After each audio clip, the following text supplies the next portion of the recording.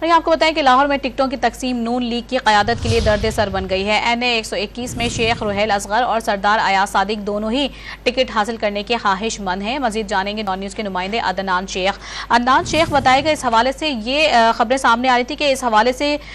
فیصلہ نواز شریف نے کرنا ہے، کیا تفصیلات سامنے آئی ہیں اس حوالے سے، ذرائع کیا بتا رہے ہیں؟ جی بالکل،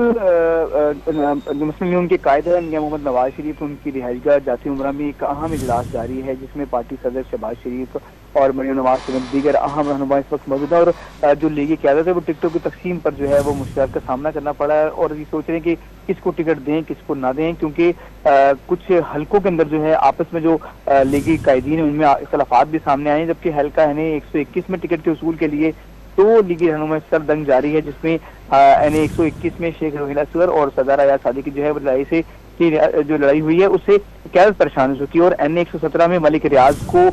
جو ہے وہ ٹکٹ دینے اور IVP کے علیم خان سے سیٹ ایڈجسٹمنٹ کرنے کے حوالے سے بھی سوچ بچار کیا جائے گا کہ NA 127 سے علی پرویز ملک کی جگہ عطا اللہ تعالی کو ٹکٹ دیے جانے کا امکان ہے، جس کے باعث علی پرویز ناراض ہو گئے ہیں اور وہ کسی بھی پارٹی کے جو اہم میٹنگ ہوتی ہے اس میں وہ نظر بھی نہیں آ رہے ہیں، جبکہ NA 119 میں نون لیگ کے لیے